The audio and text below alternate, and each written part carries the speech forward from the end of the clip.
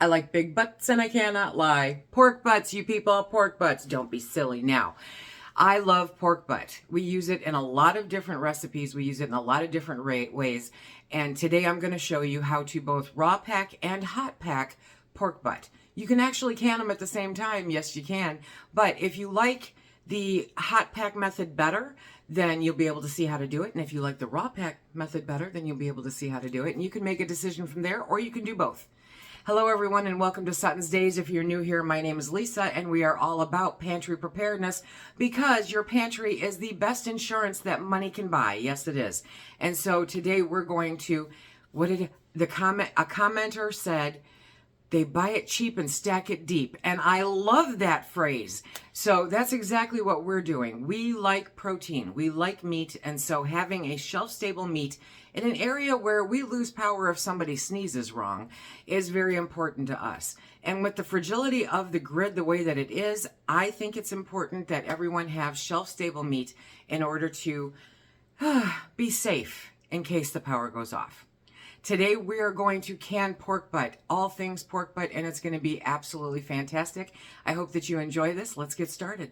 They had pork butt on sale for 99 cents a pound. This one is 17.57 pounds, so it was $17.39 for all of this meat. You just have to smack it. It's a prerequisite for dealing with pork butt, okay?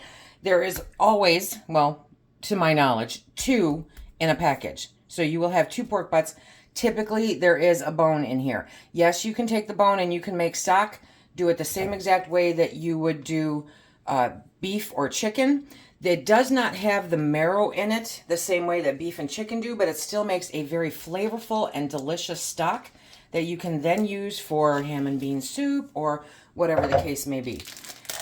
Having your own stock is a great thing, and it makes it so that everything that you get is being utilized. And that's important today in the cost of food because, yeah, food costs too much to not use every single piece that you get. So I am going to pull this out and try not to make a huge mess. I will not be successful, and then I will show you, but then I will show you how we process the pork butt for canning. There are 2 pork butts, so I am going to be doing one as raw pack and one as a hot pack method. I have a baking sheet here that we are going to par cook the hot pack method, but first we're going to get started with the other one. So let me move this one out of the way. Pork butt is one of those things, it has a lot of fat, and fat is where the flavor is, but you don't necessarily want all of this in your jars, right? Pork butt will have fat in the jars, you will see that as we go along, but you don't want all of it. And so I think I found the bone. So we do trim off the big pieces of fat. Okay, so this is the one that only has a small part of bone, so that's why I chose this one for the raw pack. We're going to take this off. We're going to trim off, you see how thick that is? We're going to trim off the fat on this. And yes, you can keep it and render it down, which I will be doing because I want to get the most that I can out of this. And everyone always asks, the link for the knife is down below because this is my favorite knife. Yes, it is. Okay, so just kind of go through, take off a majority of it. A little bit is not going to hurt. And we can trim this more as we cut it up also, which might be easier. Okay, so now you're going to cut this into approximately 1-inch chunks, and you're going to place it right directly in the jar.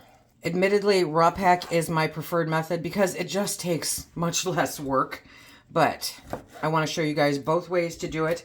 When this comes out of the jar, it is so shreddable, it's perfect.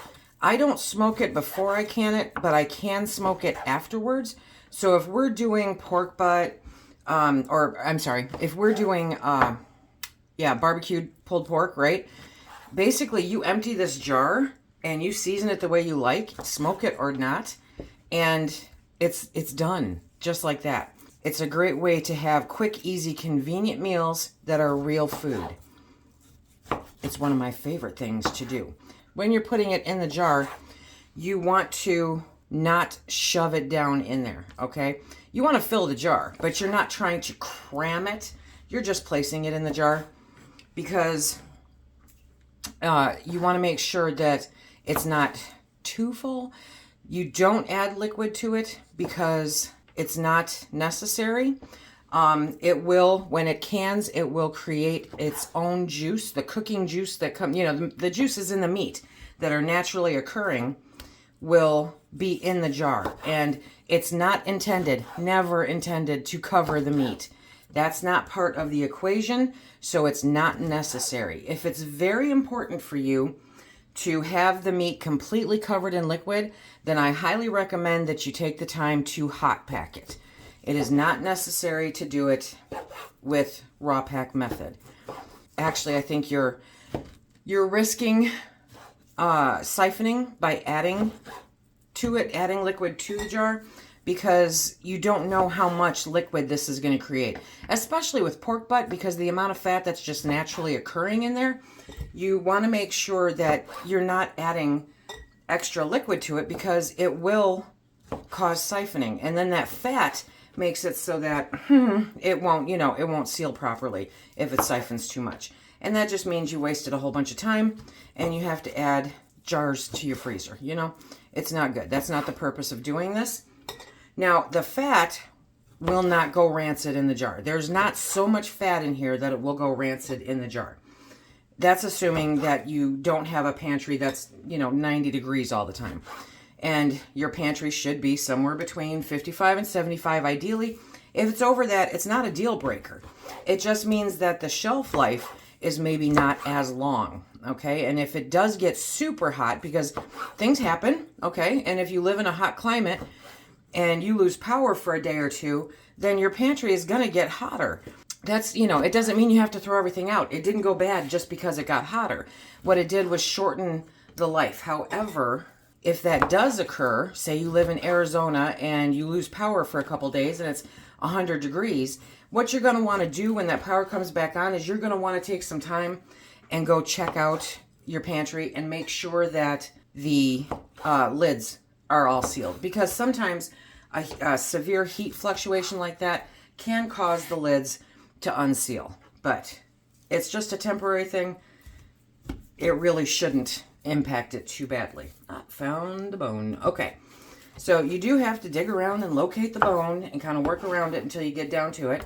It's all good because it will make a really good stock. And this I am going to use not for food, but for making lotions and stuff like that. Lard is such a great thing. I had a woman that I worked with, and she was Greek, and she was amazing. And she would, every morning when she would come in, she would grab the olive oil and pour a little bit in her hand, and she would put it on her hands, and she would put it on her lips, and it's so good for your skin, and so is lard. Lard is very good for your skin too. And if you render it down properly, where it's not too hot, it doesn't smell like, pork. So it has uses, it has purposes. You can make soap, you can make salves, you can make lotions, and that way nothing goes to waste and the animal didn't give up its life for no reason, which is important to me. If you're going to take the life of an animal, then you should respect it enough to use pretty much everything that you can. Okay, it looks like we're gonna get at least 4 jars out of this. We shall see. Probably more. This is a really fatty piece, so you know what I'm going to do with this is I'm going to move it over to the side that is going to get par cooked, because that will cook off a bunch of the fat. When you are doing hot pack method, you only want to cook it like medium rare, if that's the easiest way, because it is par cooked. I'll put a link down below for the National Center for Home Food Preservation. They just updated their website. And so things are a little more challenging to get to, and none of the old links work anymore. I love it. So I'm having to go through and adjust that as time allows. But this will have an updated link to how to can the meat. That's a pretty good sizable bone there. So we're going to work around this. And when we get this all off, we'll be back. Just a quick recap here. When you are raw packing, You want to cut it into about 1 inch. You want to trim off as much fat as you can. It's pork butt. Keep your expectations in check. And you want to do it to 1 inch headspace, okay? So you want that inch headspace in the jar. It's very important. Otherwise, it will siphon and it will not seal properly, probably due to the fat. Now, if you don't have enough to fill a whole jar, get a smaller jar. If you don't have enough to fill a smaller jar, put it in the freezer and use it for something else. The headspace is really, really important. If you go under the headspace, then you have skewed the equation for evacuating all of the excess air during the canning process. It's very important that your headspace is correct, and it's very important that you follow the directions that they have given you. Because if you veer offline from any of those, then you have changed the equation for the canning process and it may not be considered safe. And that goes with the hot pack or the raw pack method. Your headspace is important. Actually, that goes for anything you can, okay? Anything that you can has to have correct headspace. Okay, so we have shaved down a lot of the excess. This one we are cutting up and we are putting on the cooking sheet over here because we are going to par cook it to like medium rare, okay? And you should never eat medium rare pork. It is not good. But in this instance, we are cooking it to that degree because that is what has been tested and approved for the hot pack method of canning. When you hot pack, that's when you add the liquid. And the liquid is very important because the liquid acts as a conduit to make sure that it gets heated all the way to the center, because you have changed the density of the meat by par cooking it. So you want to make sure that you follow those directions and you add the liquid.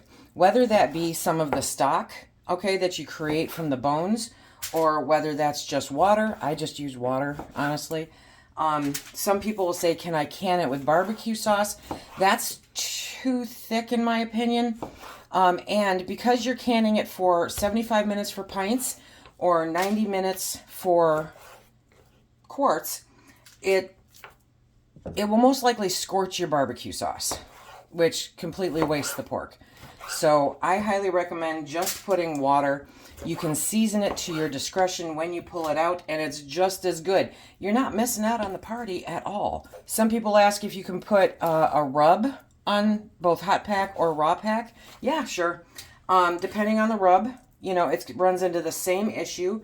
If it has a sugar content, you may scorch it. I find it just as easy to add it afterwards. You're really not saving a whole bunch of time if you are, you know, adding it afterwards or adding it before as opposed to after. You're not saving a bunch of time. It takes you, what, 2 seconds on a, you know, bad day to add the seasoning to something? A sharp knife is super important. And remember, pork butts are slippery, friends. They are slippery suckers because of the fat content. Be careful with your knife. You don't want to cut off any necessary digits from yourself. I have a bowl started for both the fat and for the bones. So I have them out of my way. It makes it easier. Look at that. I love it when it comes off like that. We will get those working as soon as I get this in the oven. My oven is heating up. I put it at 400 and I'll probably cook it for 20-25 minutes to get that medium rare. You can add seasonings like, you know, salt, pepper, if you want, garlic. But remember that those seasonings, if you do them, can intensify during the canning process. So again, it's a personal choice of what you prefer to do. What do you prefer to do? Don't kick yourself if you don't get all of the meat off of the bone, because you can boil it off when you make the stock. And because sometimes it's just impossible to get it all off when it's raw. So that's where we're at there. And now, because I am hot packing this and putting it in the oven, I'm not as finicky about all of the fat. I got the majority of it off, but it, you know, there's going to be still quite a bit. But obviously, when it goes into the hot oven, it's going to cook down a little bit. Now, when you see it come out of the oven, I'll show you, it will have juices on it in the pan. And I'm not going to add those juices to the jar because I would wager a guess that a very large percentage of it is actually fat cooking down. And I don't want to add that fat back in. So we will add just hot water. This is everything that is going into the oven. I've got it 400 degrees. I'm going to set my timer for 25 minutes. And when I come back, we will add it to the jars. In my quest to multitask like a boss, I pulled out my Instant Pot and I'm going to put those bones into the pot, okay? You want enough water in there to at least cover it. So I'm going up to the max. I'll be adding water to this. And you add your seasonings if you want. I'm going to add salt, pepper, maybe a little dash of garlic. I'm going to Instant Pot these for about 25 minutes. Pressure cook them for 25 minutes. And then when the pork comes out of the oven, then I will have the broth to add to the jars also. If you have vegetable scraps, it's a great thing to add in here. Onions, carrots, celeries, whatever, okay? It's a great thing to add into your stock. So go ahead and add those in too. Just remember not to overfill your Instant Pot if you're doing it with that. If you don't have an Instant Pot, you can absolutely use a roaster or something like that. It just takes longer. Okay, this is fresh out of the oven. You can see the steam hopefully coming off of it. And there's a bunch of juice on there. So now we're going to start filling jars. This is kind of the all hands on deck period of the canning process. I have the Instant Pot quick releasing the pressure. I started the heat underneath the canner, and now I'm going to start filling the jars with the par-cooked pork. Because this is the hot pack method, it's important that the canner be warm and that the water inside the canner be warm, because you don't want the jars to shatter when you put them in there. And it will happen. Trust me on that one. If you've ever had a jar explode as you're adding it to the canner, you know thermal shock is not a lot of fun, and it's kind of scary. Now, because we are doing the hot pack method, people are going to ask, okay, but these are not hot, right? No, they're not. But they are room temperature, and it's not below freezing in the house. It's a nice 70 some odd degrees. So they will be fine when I put them into the warm water, because it's not going to be boiling hot water. It's going to be warm water. So it's all good. Now, I'm obviously not going to fit all of this into these jars, and I'm going to have to do a second load. And so that's fine. That is absolutely okay, because they are cooked. So when I get done filling these jars and get them in the canner, I will take any leftover pork and put it into jars. And then before it's time to put them in the canner, I'll add the hot liquid and add more hot water to the canner, and we're all good. So again, you want to make sure that you're about an inch headspace, okay? And that will adjust as we add the liquid to it. So I'm trying to source out some pieces here. There we go. And now I'm going to go get the liquid. I scooped out some of the liquid from the Instant Pot, so it's all hot. And you'll see some floaties in there. That's fine. That is a non-issue. It is little pieces of the meat that was still on the bones, or it is some of the spices, herbs that I added. Quite honestly, I only added pepper, so it's probably pepper. But now we go to an inch headspace, and they do have tools that can measure it for you, but basically it's to this rim right here is an inch headspace. Now you're going to grab your Pokey Joe or your Pokem Stabber or a chopstick, and you're going to go through and you're going to move these around, kind of push them down. You're going to debubble, okay? And it gets any air that was trapped underneath the meat when you poured the liquid in to release, because it's not a good thing to have in there. It can cause siphoning, it can cause issues, and we don't want that. So you go through and you poke them and you stab them, and then if needed, like with this one, you just add a little more liquid because the headspace went down, and you're good to go. When it comes to wiping down the rims of your jars, especially with pork, I prefer to use vinegar, because I want to get any fat that might be on there off, and the vinegar will definitely take care of that as opposed to water. But it's a personal choice for you. And even for the raw pack, you want to make sure to do the same thing, because you cannot be guaranteed that at some point or another you did not get something on the edge of that rim. Having anything in between the rim and the lid can cause it to fail, and so that's not the point of this exercise. We want it to succeed. As always, guys, I'm using 4 Jars canning lids, the best lids on the market today. And if you use the code SuttonsDaze down below in the description box, you will see a link and you will see a repeat of the code. You'll get 10% off your purchase. That does help the channel. That does help me do the things that I do to show you guys how to make this happen. But they are the best lids that I have. I've been using them for years now.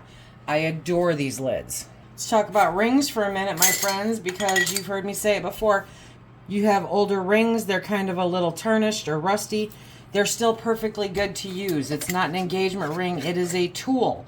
So when you put them on, you want them to go on finger tight, which means that it goes as far as it does. You do not crank it on, because then it's too tight. When it's too tight, it does not allow the excess air in the jar, that headspace, to vacate the jar. It's very important to be allowed to do that. If you do it too tight, then the lids will buckle, or it will just not seal, because everything will siphon. It's working so hard to try to push it out when it can't that it doesn't succeed.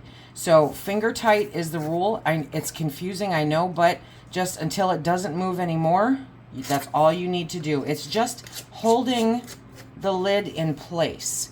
It's not so secure that I would say tip the jar upside down. Do you know what I mean?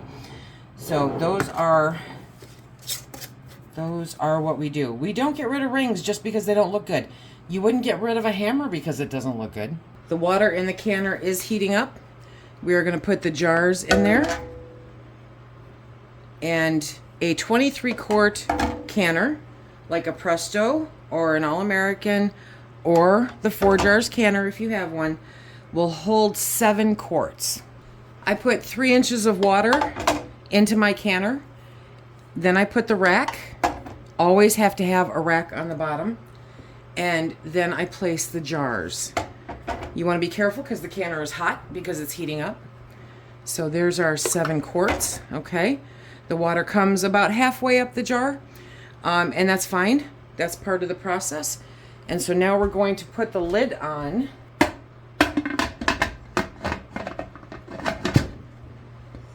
And we're going to close it, and then when it starts venting a steady stream of steam, back here, steady stream of steam, whether you can see it or not, because sometimes it's just not very visible, but it is audible when it's a steady stream of steam. You must run that for 10 minutes. You want a steady stream of steam for 10 minutes that vacates the excess air in the canner, which allows it to get to the pressure that you need that's been tested to make the contents of the jar safe. As I was filling up the last of the pork for the next session of Hot Pack, it dawned on me, this is a really great thing that happens. So remember when I said that if you are raw packing and you don't have enough to get to that inch headspace, then find a different way, use a smaller jar or put it in the freezer, do whatever you do. But you cannot can it at less than the headspace that's recommended, because then it is not considered safe, because we can't be guaranteed that it will vacate all of the excess air that's in the jar. The headspace is very important as far as the science and the math. They all work together. But if you are hot packing and you don't have enough to get to that inch headspace like here, that's not an issue, because I'm going to add liquid that brings it to that inch headspace. So that headspace will be correct when these go into the canner. This is what I mean, where it's not necessarily visible, but there is a steady stream of steam. You can hear it. So now we're starting our timer for 10 minutes. Okay, this has been going for 10 minutes. So now we're going to take our regulator and we're going to put it on there. I use a weighted regulator, and so I do it for 10 pounds for my altitude, and we're going to can these for 90 minutes once we get to pressure. We're not at pressure yet. Don't start your timers yet. If you're using the weighted regulator, you're going to wait until that's doing a nice little dance, okay? If you're using a gauge, you're going to wait until it gets to the pressure for your altitude. Your altitude and mine are probably not the same, so you have to adjust and figure out your altitude. Once that gets to where it's supposed to be, we'll start our timer. Because it's quarts, we're going to can it for 90 minutes. If you're doing pints, it's for 75 minutes. The canner's completely done. It has depressurized 100% on its own, okay? Now we're going to take off the regulator and the lid. And because there is a temperature difference, I just tilt the lid off for a couple of minutes to keep it from any kind of shock due to the difference in temperature between inside the canner and in the house. And so we're going to let that do that for a minute. And I'm going to get my jar lifter and we'll start pulling things out. Okay, so this is the raw packed version. And you'll see that it's down. That's normal because we didn't add any liquid to it. So any liquid that you see in the jar is the liquid that came out of the meat and the fat that's in the meat. And that's fine. It's perfectly safe because we had the proper headspace going in. It just cooks down because that's what meat does. Meat cooks down when you pressure can it. So they will all be like that, and it will not be a consistent amount. They will be different. Let me see here. Okay. And that's fine also. Now, a lot of people say if it's not bubbling when you pull it out, then it probably isn't going to seal. That's not always the case. It can be an indicator. Don't mess with them. When you pull these things out of the canner, you want to let them sit for no less than 8 hours because it needs to come down to room temperature. These are the hot packed ones, which remember we par cooked them to medium rare, and then we added a broth or a liquid to it to get the 1-inch headspace, and then we're there. So those should have the full headspace as opposed to the raw packed ones. So that's what they look like coming out of the canner. That is hot pack and that is raw pack. And they are both very, very good. I wanted to be sure to show you what it looked like the next day. So this is the raw packed, okay? And I know the standard rule is if it's less than 50% when you're canning things like vegetables or whatever, where it's siphoned and you lose some, that as long as it's above 50% liquid, you're okay. Anything under is not good. That is not the case with raw packed meat. That's not the way that it works.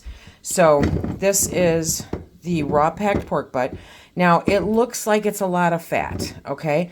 But the meat is above it. That's fine. That is absolutely normal and fine for that to happen. It would be rare that it doesn't occur. It's still perfectly safe. Is it going to change color? There's a good chance. It will kind of look a little white after a little while, but it's not unsafe. It's just what happens because it's above the liquid. So if you canned it properly per the National Center, then it is 100% safe if that jar sealed. That is actually not as much fat as it looks like. It pushes it out to the side. So it's not really that much, but it is still quite a bit. So when you empty the jar, if you want, you can scoop around and get most of that out, or you can cook it off and it's fine. And see, this one's the same way. Actually, I think, yeah, look at this one. So that's the raw pack, okay? And that's the raw pack. This one has the least amount of fat. I did really good trimming that one up. So those are the raw packed ones, and that's what they look like the next day after they're cooled off. Now, the hot pack ones, obviously, look like that. So the fat's up there. Everything's, for the most part, under the water, okay? And it's all good. And again, when you open it, you can just scoop out that fat, and it will not go rancid unless your house is like 107, okay? So you don't have anything to worry about there. I wanted to make sure that you saw what it looked like when they cooled off the next day. All of these sealed. I go through and I just tap, okay? You can tell when the lid has any give that it's not a proper seal. I don't care how hard it is to get off there. If that lid has give to it, then it's not a proper seal and you need to either refrigerate it or freeze it or eat it right away or reprocess it the hot pack method. No harm, no foul.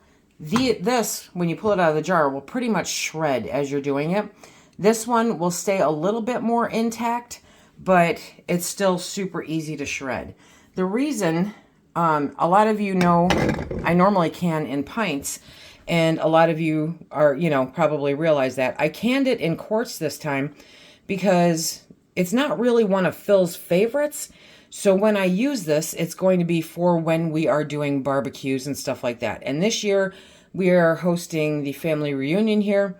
And so this will get turned into barbecued pulled pork. And when the time comes, I'll take all of this, drain the liquid, put it into a pan, and then we'll smoke it for about an hour at a low smoke. And then we'll add barbecue sauce and, we have instant pulled pork. And I don't have to have it taking up space in my freezer. One of the questions that I'm seeing a little more frequently lately, so I thought I would address it here, is that people are pulling their jars out of the canner and they're not seeing the indentation or proof that it has sealed properly in less than an hour, okay? You really, really, really need to let these sit for at least 8 hours before you test to see whether or not they are sealed properly, because it needs to come completely down to room temperature, and that takes quite a few hours. Don't mess with the rings, don't mess with the lids, just let them sit there, let them do their business, and then check them. If they are not sealed at that point, then you can take action and put it in the freezer or reprocess it as hot pack. It's perfectly good and perfectly safe. You technically have a whole day. You've got 24 hours in order to do that.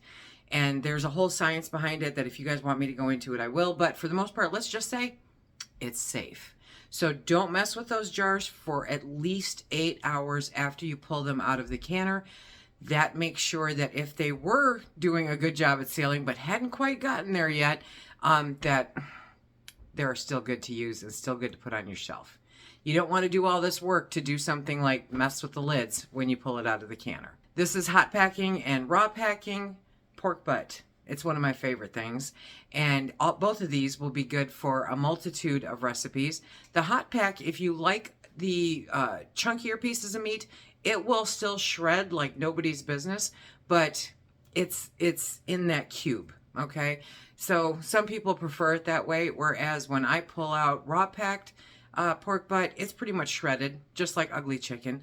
So ugly pork, same thing. And it really depends on your preferences, both visually and what you're intending to use it for. Some things are better when it's in chunks. If you're particular about that, then definitely try the hot pack. If you don't care, try the raw pack. I have a recipe collection in my Etsy store. It's linked down below with a bunch of different recipes that you can try your ugly pork with. It's really good. It's a great way to save money. Pork is cheaper than just about any other meat out there right now. And so it's a good way to be able to stack up the protein on your shelves. If you have any questions, be sure to drop them in the comment section down below. And if you want to check out some of the things that I've done with pork, check out my pork playlist right here. Remember, I like big butts, and I cannot lie.